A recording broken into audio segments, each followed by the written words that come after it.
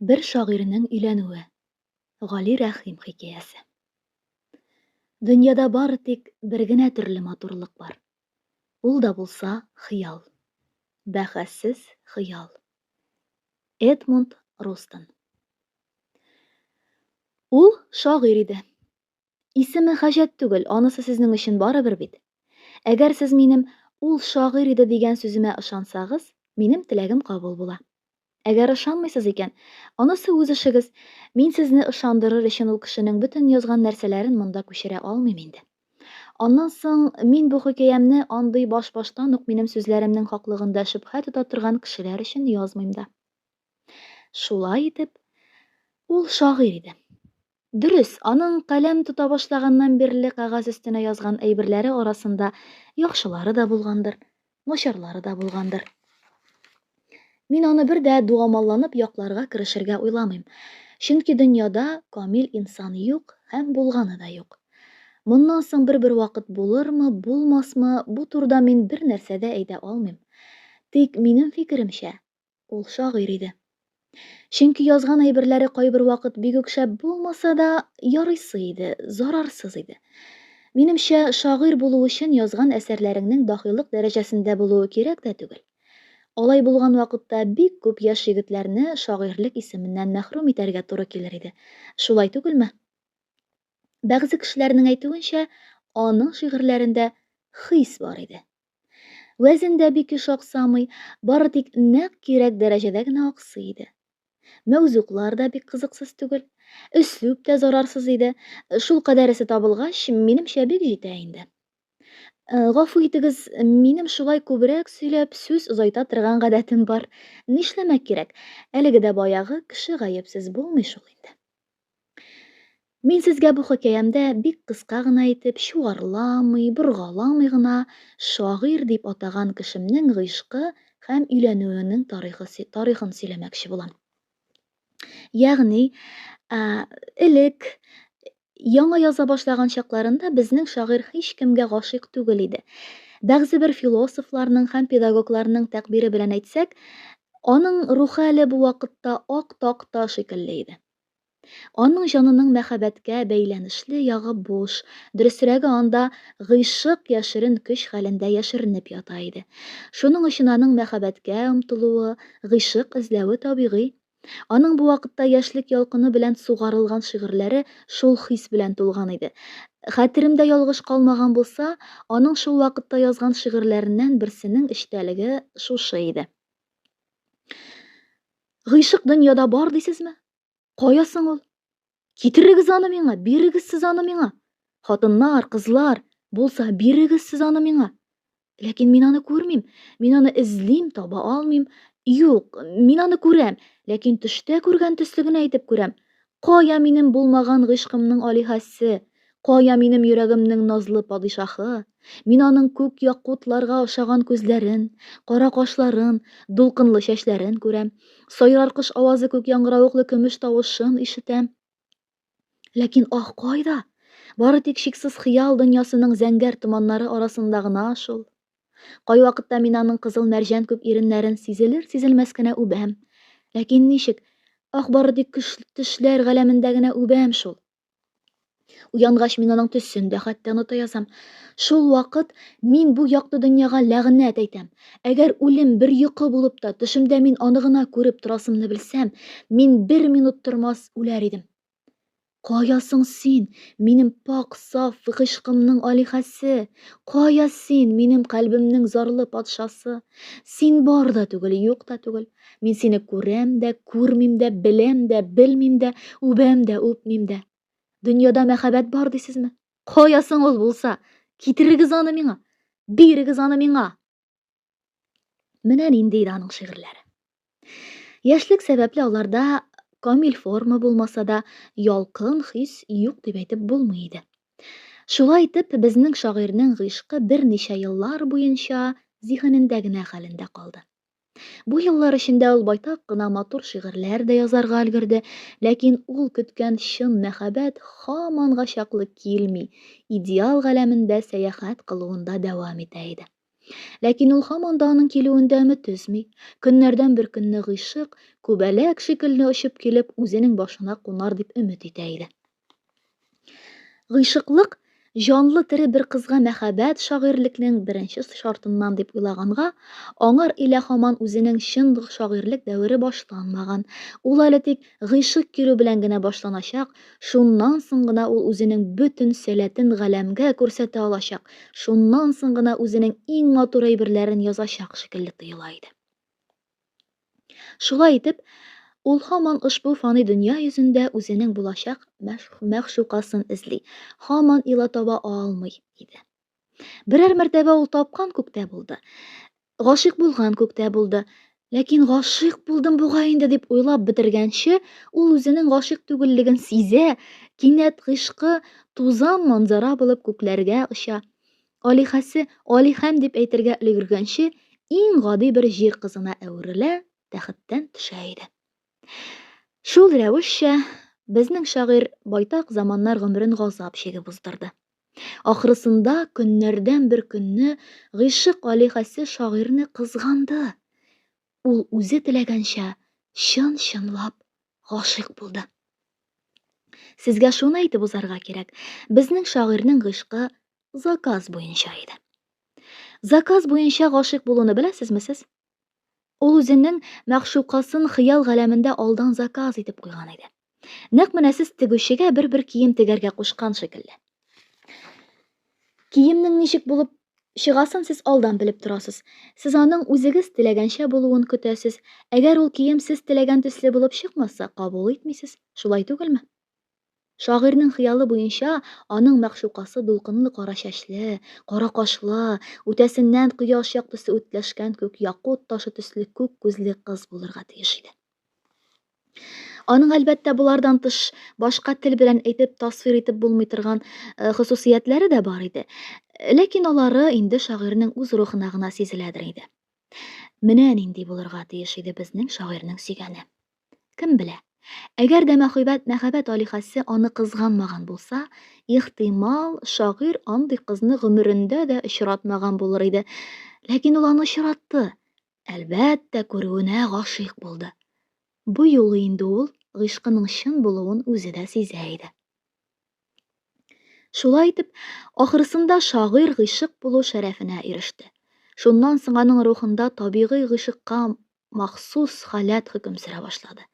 Бу халәтнең ничек булганын, ничек бишара гашыйкның төн йокысы йокламауларын, ничек ах-вах итүләрен, эченнән бер туктаусыз мәгъшукасын уйлап, аның исемен, фикеренчә дөньядагы гүзәл исемнәрнең дә иң гүзәле булган исемен, әнә шунда көненә 1000 мәртәбә тәкрарлап йөрүләрен, хисапсыз рәхәт белән кара катыш газап чигүләрен инде мин сезгә тәфсилләп язып тормыйм. Чөнки бердән бу хакта инде әдәбият галәмендә җитәрлек дәрәҗәдә күп язылган. Хәтта кадими Юнан галимнәре дә бу хакта озын-озын трактатлар язып калдырганнар. Икенчеләй, әгәр гомерегездә бер вакыт гашыйк булган булсагыз, сез бу халәтне шагыйрьнең үзе шикелле үк яхшы белергә тиешсез. Әгәр инде гашыйк булганыгыз булмаса, вай сезнең хәлегезгә. Ул вакытта кирәк шунда әллә ничә 1000 бит яз, сезгә аңлатып булмас аны. Шагыйрьнең үзе шикелле үк дигән идем, ләкин бу үзегез шагыйрь кеше булганда гына шулай, ягъни рухи яктан шагыйрь булсагыз, сез гашыйк булган шагыйрьнең халәте, рухиясен аның төсле итеп аңлый аласыз. Әгәр инде гади инсан булсагыз, сез үзегезнең гыйшкый халәтегезне 5 өлеш, 10 өлеш артыграк фараз итегез дә, шуннан соң шагыйрьнең гыйшкы килеп чыгар. Бу дөрестөрме, юктырмы, ләкин безнең шагыйрь шулай уйлый иде. Аныңча үзенең гыйшкы гади адәмнәрнекеннән 5-10 өлеш артык булырга тиеш иде. Ихтимал бу ялгыш фикердер. Ихтимал безнең шагыйрьнең гыйшкы башка кешеләрнекеннән тамчы кадәр дә артык булмагандыр. Бәлки ким дә булмагандыр. Һәммәсе ихтимал. Чөнки һәрбер яңа гашыйк булган кеше бит гыйшкыны үзенең генә монополиясе итеп хисапларга ярата. Әйтерсең, ул гына дөньяда гашыйк дигән нәрсәне ачкан, әйтерсең, аның гыйшкы дөньядан өстен бер илаһи, сәмави нәрсә. Нишлисең? Дөнья яратылганнан бирле бу шулай булып килә инде. Бәлки сезнең шагыйрьнең мәгъшукасын кем булуын беләсегез килә торгандыр. Ләкин мин сезгә аны әйтмим. Күзләре күк диңгезенең дулкыннары төсле ифрат матур бер кыз иде. Мин сезгә шуннан артык һичбер сүз әйтә алмыйм. Сезгә аның кем икәнен белүнең һич кирәге юк бит. Белергә телисез икән, бу сезнең тарафтан аз дигәндә любопытство гына була. Бу сүзнең татарчасы юк, ләкин аңа карап безнең халыкта любопытство дигән сыйфатның булмавы һич ләзем түгел. Моны шагыйрь үзе белә дә, белсәм тагын мин генә беләм. Сезнең өчен бу гомергә сер булып калачак. Әгәр дә мин монда аның кем булуы турында сүз озайта башласам, минем хикәя дип аталганым бер гайбәткә әверелеп китәргә тиеш була бит, шулай түгелме? Гайбәтне инде без Аллага тапшырып урам хатыннарына калдырып торыйк. Гашыйк булганнан бирле шагыйрь үзендә бик гаҗәп бер халәт сизде. Ул язудан туктады. Кинәт аның каләменнән дәртле, матур шигырьләр коелмый башладылар. Гашыйк булганчы аның бу хакта фикере бөтенләй башкача иде. Аныңча мәхәббәт кенә шагыйрьгә азык бирергә тиеш булганга, гашыйк булгач берсеннән-берсе гүзәл шигырьләр аның каләменнән үзләреннән-үзләре сибелеп торырга тиеш иде. Ләкин шагыйрьнең аз гына үкенеченә каршы бу алай булып чыкмады. Киресенчә, гыйшкы аның шагыйрьлеген ашады. Шагыйрь моныңа әлбәттә гаҗәпләнде, ләкин бик артык тәэссүф итмәде. Чөнки аңар инде бу хакта артык уйлап кайгырып торырга мөмкин түгел. Чөнки аның рухын гыйшык үзе тәмам тутырган иде. Хәзер аңар сөйгәненең янында булып, аның күзенә карап утыру артыграк иде. Ихтимал бу шагыйрьнең идеалистлыгыннан киләдер. Ихтимал үзенең идеалын җир өстендә тапкач, күкләргә омтылу кирәксез бер эш булып калгандыр. Шигырьләрендә мәгъшукасын мактасын иде дисезме? Мәгъшукасы күз алдында була торганда, ул кем өчен аны мактап шигырь язсын соң инде?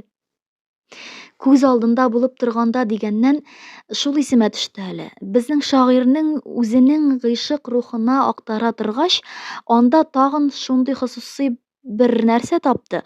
Ул үзенең күк күзле алиһәсен күрми торган вакытта күргәндәгедән артыграк ярата иде. Аның хыялындагы мәгъшукасы җанлы, тәнле мәгъшукасыннан артыграк мәхәббәтле иде. Ихтимал бу да шагыйрьнең идеалист булганлыгыннандыр. Ләкин нигездә һәрбер шагыйрь, һәрбер гашыйк идеалист булырга тиеш түгелме соң? Ләкин ничек кенә булмасын, бу минемчә бер дә ярый торган эш түгел иде инде. Ни булса да булды, шагыйрь үзенең гыйшкында дәвам итте. Ахырысында аны коры гыйшыклык канәгатьләндерми башлады. Көннәрдән бер көнне ул үзенең мәгъшукасына өйләнергә уйлады. Шулай итеп, зәгыйфь канатлары шагыйрьне артык һавада тота алмадылар. Гәрчә әле фикрән генә булса да шагыйрь хыял күгеннән фани дөньяга атылды. Мин бу фикере өчен шагыйрьне гаепләргә уйламыйм. Һәркем үз теләгәнен эшләргә, үз бәхетен үзе эзләргә хаклы. Табигать тарафыннан кешенең рухына гаилә тормышының нигезләре бик нык салынган, күрәсең. Ләкин шагыйрьнең бу фикергә килүе аның өчен нәкъ Адәм пәйгамбәрнең тыелган җимешне ашавы шикелле булды. Шуннан соң аның өстенә берсе артыннан берсе матди дөньяның ләгънәтләре ява башлады. Көннән-көн ул үзенең мәгъшукасында дөньяви сыйфатлар кәшиф итә башлады. Дөньяви сыйфатлар, дөньяви кимчелекләр кәшиф ителгән саен, аның рухы элеккеге идеалыннан ераклаша бара иде. Шулай итеп, шагыйрьнең гыйшкы көннән-көн бетүгә йөз тотты. Көннәрдән бер көнне ул аның тәмам бетәргә якынлашканын сизде дә, кирәкмәскә муенны басып торган камытны салган төсле салып ыргытты. Шуннан соң аның рухы тагын җиңеләеп шигърият күкләренә фырлады, хиссият оҗмахларына таба очты. Шуннан соң шигырьләр яңадан бер артлы аның каләменнән коела башладылар. Дөнья бу шигырьләр хәзер дөрес, бу шигырьләр хәзер бөтенләй башка рухта иделәр. Аларда кайгы, пессимизм аһәңнәре күбрәк яңгырый иде. Ләкин шигырьләр матур иде. Шигырьләр рухлы иде.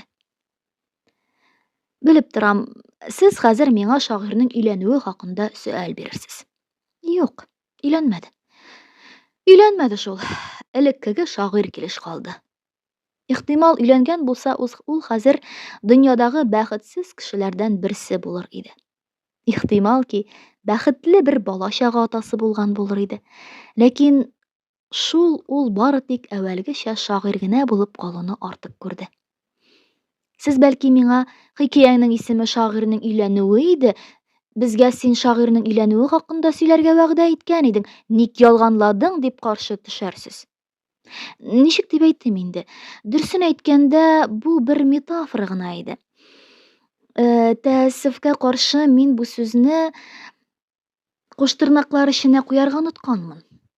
Аннан соң мин сезнең дикъкатегезне җәлеп итеп, хикәямнең ахырына җиткәнче шагыйрьнең ничек итеп өйләнәчәген белергә кызыктырып килергә уйладым. Бу минем тарафтан кечкенә генә бер хәйлә иде. Бәлки аның өйләнми калуы гадәттә ахырлары туй белән бетә торган роман һәм хикәяләр ярата торган кешеләрнең бераз кәефен җибәрер. Ләкин шагыйрем өйләнергә теләмәгәч, мин аны нишләтим инде? Ул өйләнмәде. Хакыйкать шул. Мин тик хикәямә гүзәл эпилог бирер өчен мәшһүр әче телле философ Ницшеның шушы мәсьәләгә бәйләнешле бер сүзен генә күчерәм. Бик күп кыска җүләрлекләрегезне сез үзегезнең гыйшкыгыз дип атыйсыз. Шул кыска гына вакыт дәвам итә торган җүләрлекләрегезнең ахыры никах дип әйткән нәрсә белән тәмам була ки, монысы озын вакытка сузыла торган бер ахмаклыктыр, ди ул.